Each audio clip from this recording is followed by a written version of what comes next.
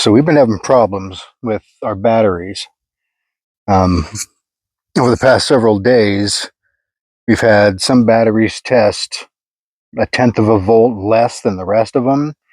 And at the end of the night, when everything gets shut off and we go to bed, the batteries have been resting at 12.5 volts when they should be at least 12.8, fully charged. So I did go ahead a few days ago, went ahead and topped them off, did an equalization on them, an equalization on the batteries, and just left them for a few days, see what would happen. But now I'm going to be looking at them again, going to be testing them, and we'll take you guys along with us, see if we can figure out what's going on. Now, as you can see, this battery box is outside. It's outside and it's vented.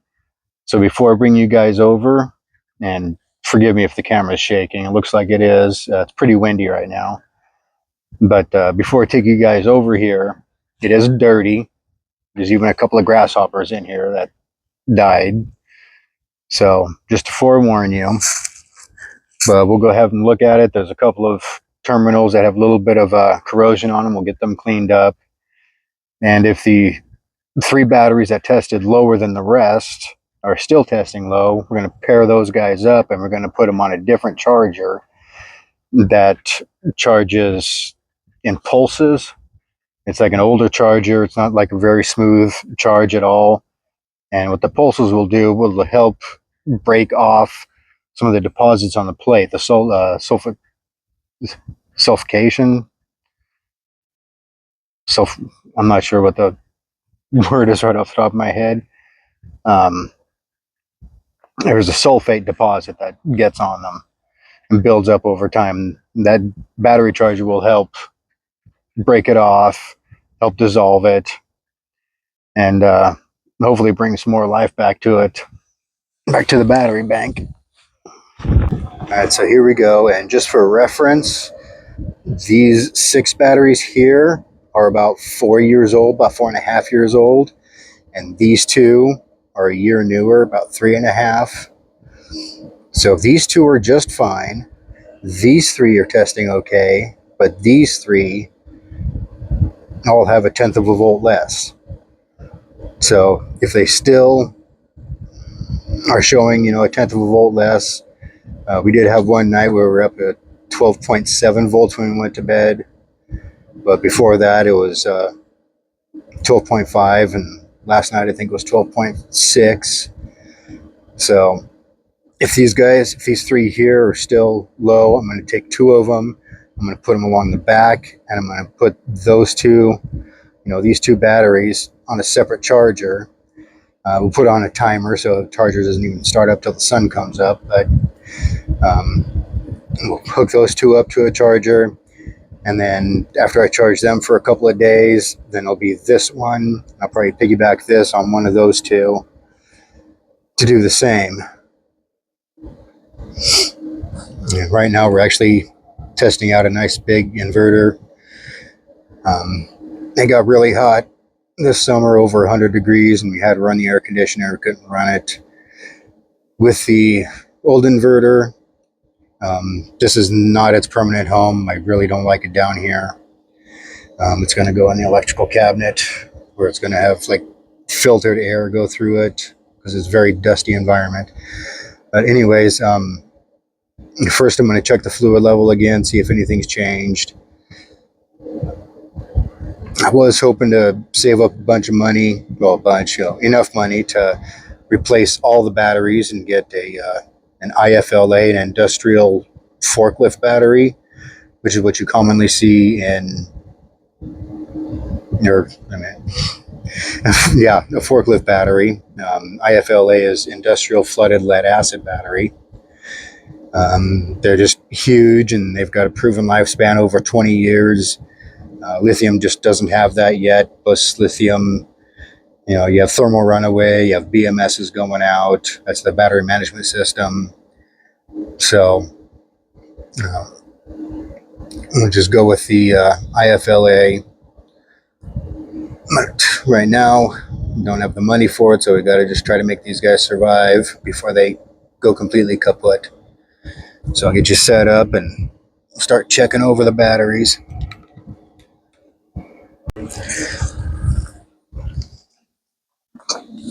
Alright. So yeah, this whole thing was supposed to be kind of a temporary setup. I just moved it over here this year, or this spring. So like all these wires are, you know, I don't really like the looks of it. Like this wire here was technically too short. I wanted it to get tucked in and around. These are just temperature sensor wires, so don't need to worry about those.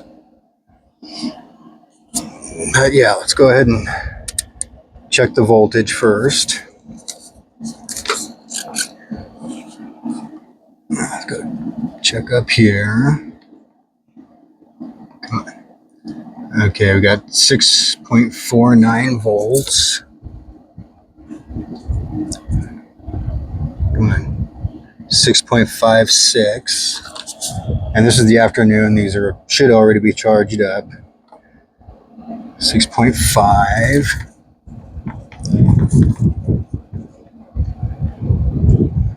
6.5.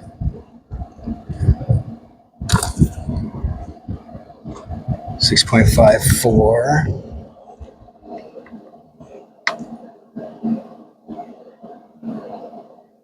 6.49. 6.53. And this last one is 6.54. So right now, it's looking like this guy, 6.5. Let's just double check this guy too. 6.5. 6.49. 6.56. I guess everything looking better now. 6.51. Got that one lagging a little bit behind. 6.53. All right, so looks like that did fix it for the most part. I'm go ahead and pull the caps off, double check the fluids.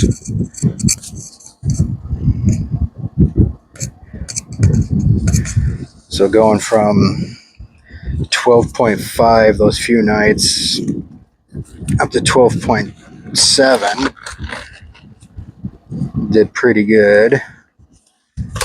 With the equalization, it pretty much equalizes every day. You know, for the most part. I mean, I do need to do a complete like 16 volt equalization on them. But it's going to have to be a day where we can run the generator, because I don't think there's really anything in that house that can run on 16 volts. The inverter shuts off at 15.5. That one's a little bit low. That one's a little low.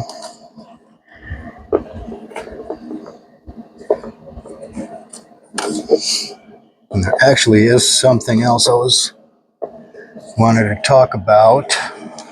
I've seen a few videos lately. You know, it's a pretty good question. I don't know if it's the same person asking the same question on several different videos. You know, it's like different channels, but they were talking about living off-grid, or not living off-grid. They were talking about homesteading for free. It's like, how do you get started with no money?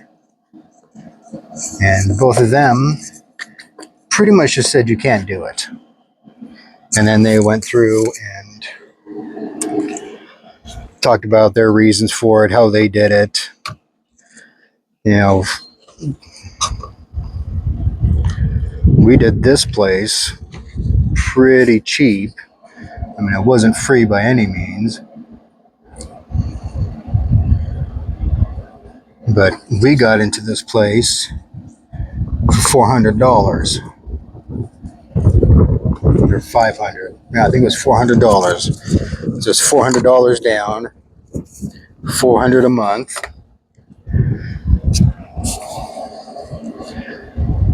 And then once we paid the $400 down, we could live here. We had full access, and it was an owner finance deal. We went through an escrow company. We went through a title company to take care of the title, get that stuff transferred over. Then we went through an escrow company for the rest of the payments. And we actually have just a little over a year left to pay. And it's a total of 7 years is what we were paying. $30,000 for 30 acres. Go ahead and clean this guy up a little bit.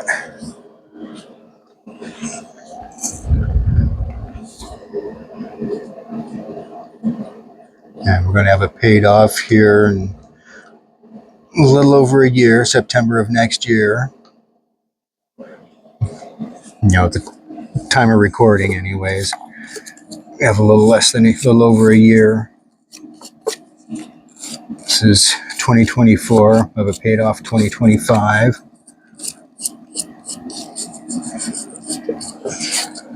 I did have actual spray, like battery terminal cleaning spray.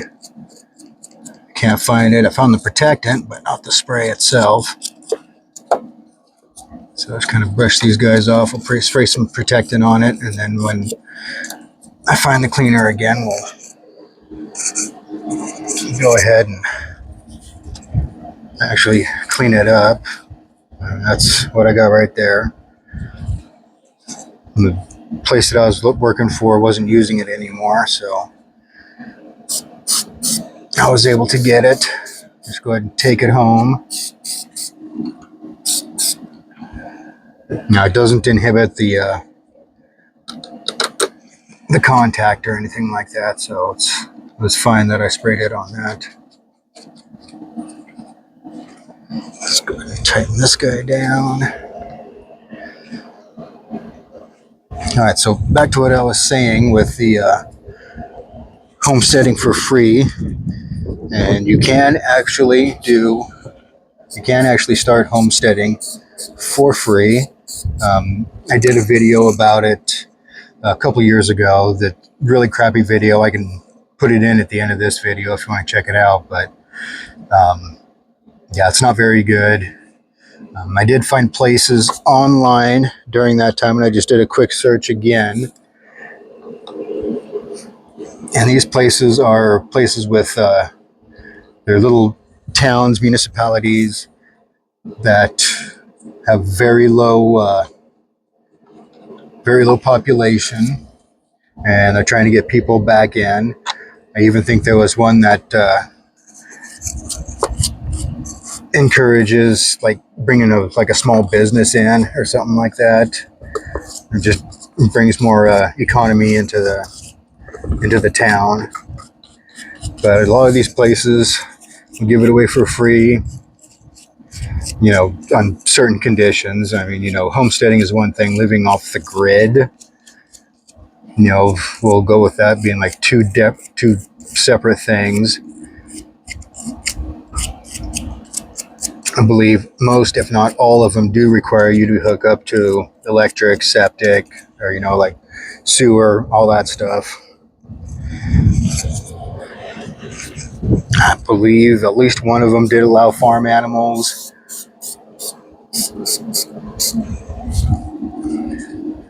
And I'll have links to everything down in the description, all these places. I'm not an affiliate for any of these places, so I'm not going to get like a kickback or anything like that if you go click on it and you end up buying land there, or getting land. But they're in different states. I pretty much almost guarantee you have to move unless you're already living in that particular place, which if you are, you're not watching, or you're not interested in what I'm talking about right now.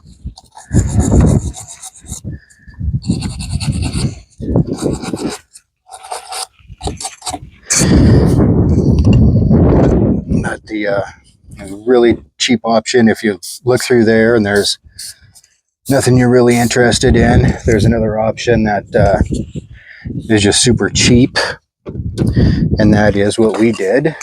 It's like a rent to own, owner finance. I'm going to go ahead and clean this guy up too.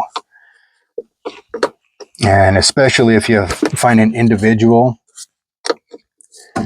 An individual might be more forthcoming on different conditions and stuff, but then again, they might not. I mean, always do your due diligence when looking for land.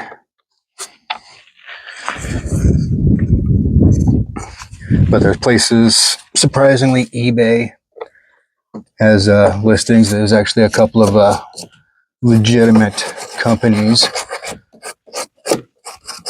that are seller finance, you know, like $200 or $300 down, and then you sign a document stating that you're gonna pay the rest off in X amount of time, you know, contract. And then you have full access to the property.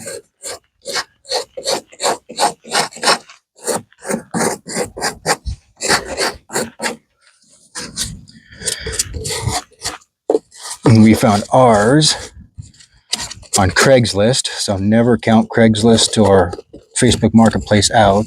You might even find something local if you don't really want to move that far. We are currently about 45 minutes away from the nearest town, which is where I also have a full-time job.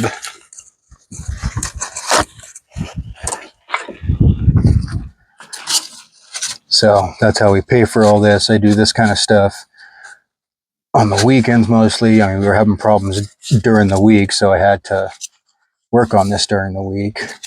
I just didn't think to grab the camera.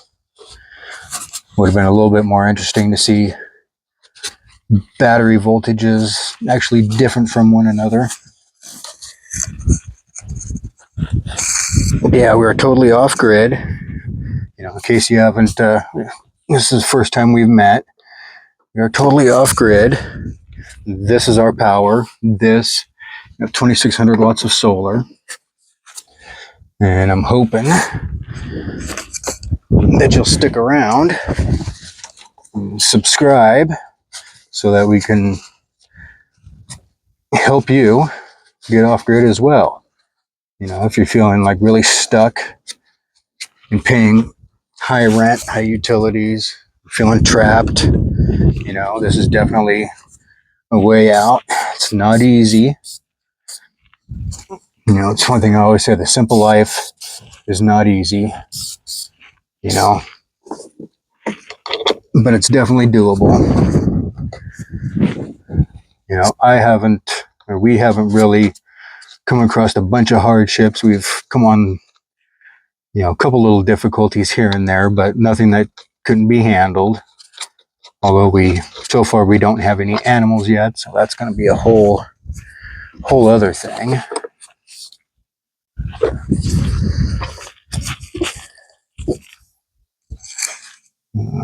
I just heard one of the batteries bubble. Nice.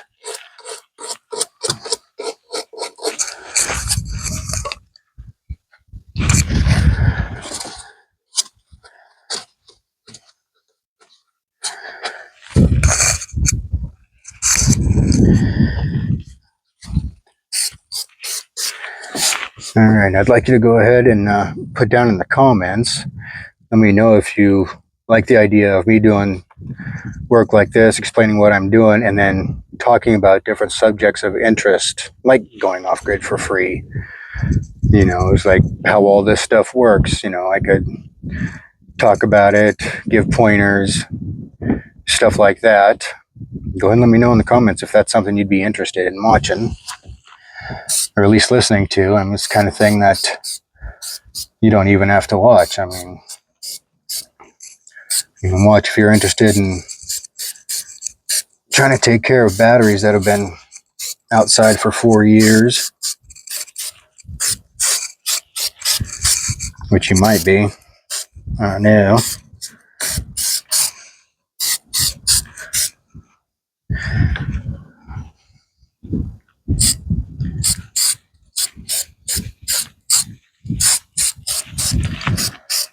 Clean up that one a little bit too.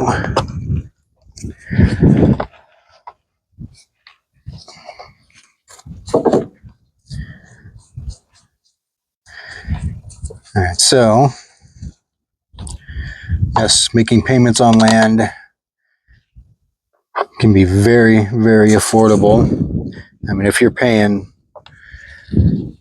well, we'll just say $650 a month. I mean, that's low as far as rent goes. You can pay that $650 a month in rent, and then another, $100 to $300 in utilities, depending on where you live. You might even be paying more. The thing that first got me wanting to go off grid is I paid a $400 electric bill, and that's just the electric bill. That's not any other utilities, which actually included a wastewater tax. We pay for the rain that went down the drain. If you know what place I'm talking about, give me a thumbs up. It's freaking ridiculous. It rains there all the time, and you get to pay for it.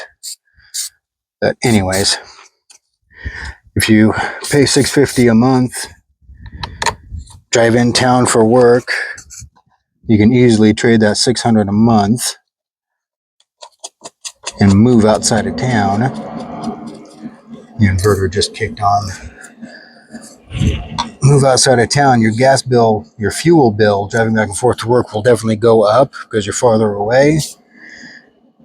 But if you trade that $650, we'll say $700, $800, $950, for rent, electric, maybe $100 will go, we'll just say $1,000.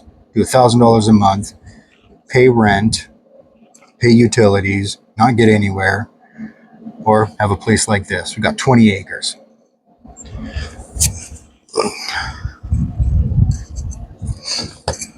And just a give and take on the gas you would use.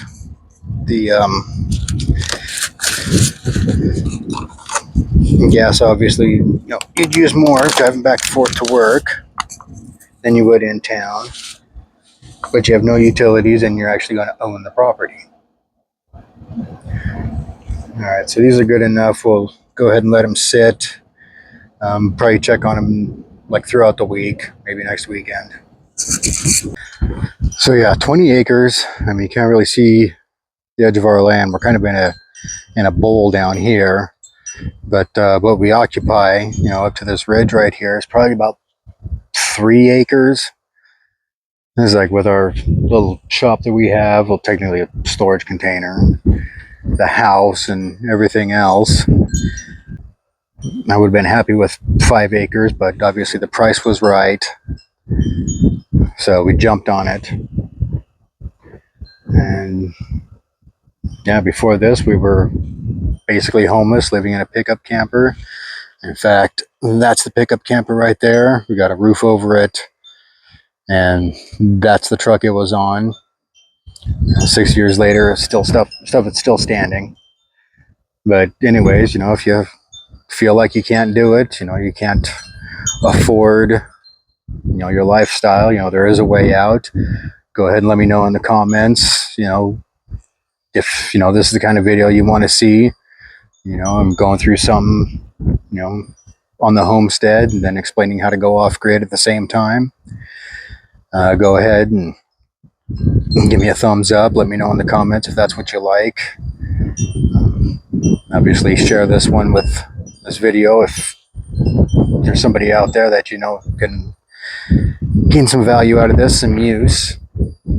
I'll have links down in the comments for these places where you can get free land, a couple of places where you get cheap land. Like I said, eBay was one of them. Don't forget Craigslist. Discount Lots is a company that I see quite often. I'm actually subscribed to their email. They got some good deals. And until next time, keep kicking up dust.